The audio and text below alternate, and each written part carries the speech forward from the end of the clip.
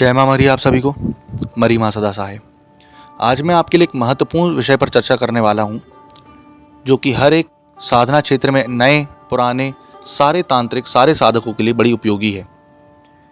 साधना, शक्ति, मंत्रों की ऊर्जा, सिद्धियाँ कैसे खींच सकते हैं या कैसे खींची जाती है, और इससे बचने के उपाय तरीके क्या हैं एक साधक के लिए। ये उनके लिए मेनली विशेष है जो कि नए नए सवारी क्षेत्र में, साधना क्षेत्र पे आए हैं। एक यूट्यूबर हैं बहुत बड़े। उन्होंने पॉडकास्ट की तंत्र के बारे में, और उन्होंने ये बताया कि जब वो माँ तारा की उपासना, दुर्गा सप्तशती पढ़ते रहे और वो कामाख्या पहुँचे, तो उनको एक गुरु मिले, और गुरु जी ने उनको आगे पीछे का जो उनके ऊपर बीत चुकी है, जो भविष्य में होने वाला है, सारा कुछ बताया, डिक्टो एज इट इज़ बताया। उसके बाद उन्होंने बोला, आप रात में शमशान आ जाइएगा कामाख्या के, मैं आपके लिए एक विशेष दीक्षा का प्रबंध करूंगा।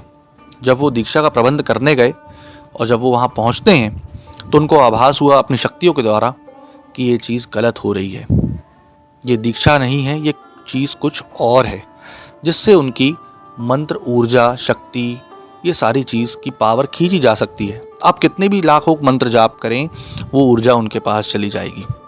जब उनको ये आभास हुआ तो वहाँ से वो गुस्सा हुए और उनकी जो भी बहस हुई वो करके चले गए। जो गुरु थे कामाख्या के, उन्होंने भी माफ़ी मांगी उनसे और वो चले गए। अब आते हैं कि ये कैसे किया जाता है और इससे बचने के उपाय क्या हैं। सबसे पहली चीज़, जो लोग सवारी खेलते हैं, मैं प्रेत, इत्र योनि सारी शक्तियों की बात कर रहा हूँ यहाँ, वो कभी भी अपने सर से लौंग, नींबू ये सब उतारा ना करवाएं। कभी भी चुटैया अपनी ना कटवाएं किसी से, है ना। बार्बर वगैरह से कटवा रहे हो, सैलून जाके कटवा रहे हो, वो बात अलग है। लेकिन क्या होता है, जब आप नींबू उतरवाते हैं और उसकी चुटैया काट ली जाती है, चाहे लौंग हो, चाहे नींबू हो, चाहे नारियल हो, तो वो शक्ति भी चली जाती है। ठीक, हालांकि इतना आसान नहीं होता शक्ति खींचना। आपके पास कुछ परसेंट की वो पावर, उस मंत्रों की ऊर्जा बची रहती है, लेकिन वो 90% चली जाती है। दूसरी चीज़, जैसे कई बड़े बड़े उच्च कोटि के साधक मरते हैं, खासकर गांव में ये होता है, तो उन्होंने बड़े बड़े जो तांत्रिक हैं जब मरते हैं, तो जो नए नए साधक हैं या जो तांत्रिक हैं, जो जानकार हैं, वो क्या करते हैं, उनकी लाश ढूंढते रहते हैं। मरने जलने के पहले जैसे ही वो मरते हैं तो उनका अंगूठा धो के पी लेते हैं, पैर का या नाड़ी जो अपनी चोटी रहती है वो धो करके पी लेते हैं। इससे भी उनकी शक्तियाँ ली जा सकती है।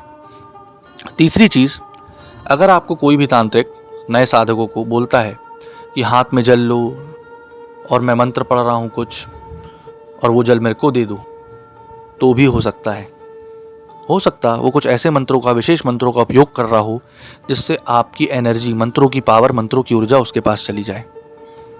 आगे इस पे नेक्स्ट आते हैं कि एक चौकी होती है। चौकी मतलब एक यंत्र बनाया जाता है, ग्रामीण में राख से बनाया जाता है, चूल्हे की, और शहरी तंत्र में या वैदिक माध्यम से अगर बनाया जाए तो सिंदूर और लकड़ियों की राखों से बनाया जाता है। अब उसको बना करके अगर आपको कोई बैठाता है और आपकी शक्ति को बुलाता है, आपके सिर के ऊपर बुलाता है, तो उससे वो बुला करके गलत कर्म करवा सकता है, और दूसरी चीज़, उसको निकाल सकता है। ठीक, निकाल सकता है मतलब ऐसा निकाल सकता है कि आपसे वो काम लेगा, मान लो सट्टे का नंबर या XYZ कोई भी काम ले वो, और उसके बाद वो उसको निकाल करके आपकी नाड़ी, मतलब जो बताया था उन्हें, चोटी काट करके फिर से वो बोतल में भर देगा। उसके बाद जब आप चले जाओगे ना, तब वो उससे उपयोग कर सकता है।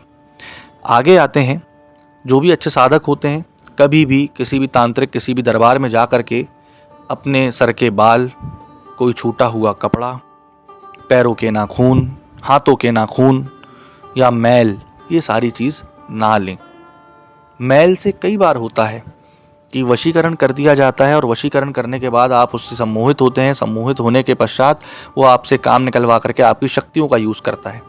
आप कितने भी लाख मंत्र जाप करो, उसकी एनर्जी उसको जाएगी।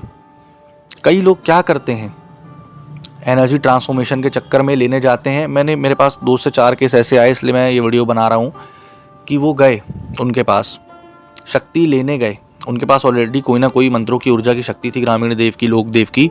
वो शक्ति ऊर्जा लेने गए, उन्होंने बोला ये मंत्र की माला मेरे अभिमंत्रित की हुई है, इसको पहन लो या इससे जाप करना। अब वो उनको दिए हैं और वो उसे जाप कर रहे हैं, धारण किए हैं, उनको वीकनेस फील होने लगी, कमजोरी फील होने लगी। कारण क्या है? कारण यही है कि आपकी एनर्जी जो है, आपके मंत्रों की ऊर्जा जो है, आपके शरीर की एनर्जी जो है, आपके वीर की एनर्जी जो है, वो ग्रहण कर रहा है सामने वाला व्यक्ति, और वो सारी एनर्जी इस चीज़ में ग्रहण करके वो चूस लेगा आपको। आप यहाँ पे मंत्र अनुष्ठान करोगे, उसका फल उसको मिलेगा। आप मंत्र ऊर्जा यहाँ पे अपनी दोगे, उसको ऊर्जा मिल जाएगी। आप जाप करोगे, वहाँ पे उसको ऊर्जा मिलने लगेगी। तो उसका एनर्जी लेवल, ऑरा लेवल तो हाई हो रहा है, लेकिन आप डाउन होते जा रहे हो। ये सारी जो चीज़ें होती हैं, तांत्रिक गलत उपयोग करते हैं इसका। कारण यही है, मेरा बताने का इसका सिलसिला यही है, कारण यही है कि आप इन सारी चीज़ों से बचें। उसके अलावा, मैल के अलावा, अगर आपका कपड़ा कोई छूट गया है तो उससे भी एनर्जी ले सकते हैं। वो उससे एनर्जी कैसे लेते हैं कि हर एक बॉडी में, ह्यूमन बॉडी में एक अजीब सी किस्म की स्मेल होती है पसीने की, उससे वो सारी शक्तियाँ चलती हैं। ठीक, जैसे मैंने ऑलरेडी कोई कपड़ा पहना है, मैं किसी तांत्रिक के दरबार गया, उसने मेरा कपड़ा ले लिया, काट लिया, उसके बाद वो कुछ अनुष्ठान करके भी मेरी एनर्जियाँ ले सकता है। दूसरी चीज़, कई बार क्या होता है, जैसे आपके ऊपर जो रक्षा कवच डला हुआ है, रक्षा कवच को भेदना सबसे बड़ी चीज़ होती है। अगर वो सामने वाला व्यक्ति उसको भेद देता है तो आपकी शक्ति को आज्ञा चक्र से ले सकता है। आगे आते हैं कि अब ये किसके ऊपर लागू नहीं होता। पहली चीज़, जिसने गुरु मंत्र प्रॉपर तरीके से 1.25 लाख करके अनुष्ठान किया हो। दूसरी चीज़, जिसके पास भैरव की ताकत हो, ऊर्जा हो, एनर्जी हो। बाबा भैरव के मंत्रों की ऊर्जा अगर किसी के पास है तो उसकी शक्ति कोई भी नहीं खींच सकता। सारी काली विद्याओं के ज्ञाता कौन? बाबा काल भैरव। इसलिए तो जो क्या होता है कि अगर जैसे आपने गुरु मंत्र प्रॉपर नहीं किया, आप साधना करने बैठ गए, तो आपकी एनर्जी कोई भी खींच सकता है। आपको दिखेगा, बताएगा, स्कैनिंग कर देगा, 2-4 चीज़ें बताएगा और बोलेगा ऐसी ऐसी चीज़ें करना, बस, और आप करें और आपकी एनर्जी उसके पास जाने लगी। बहुत सारे ऐसे विशेष अनुष्ठान होते हैं, ठीक, और वो करने लगते हैं, वर्क करती है पूरी चीज़। कई बार तो ये तक होता है कि धागा जो होता है पैरों में बांध दिया जाता है अभिमंत्रित करके नाम से आपके, कि इसकी एनर्जी उस अमुक को मिले, वो मिलने लगती है। इसका यही चीज़ है ना कि जैसे अगर मैं दुर्गा सप्तशती का पाठ कर रहा हूँ कि हाँ अमुक अमुक व्यक्ति का रोग खत्म हो जाए, ठीक, तो उसको एनर्जी मिल रही है उस चीज़ की, है ना। और लेकिन अगर कुछ विशेष मंत्र अनुष्ठान कर दिए जाएँ तो उसकी एनर्जी मैं ले भी सकता हूँ।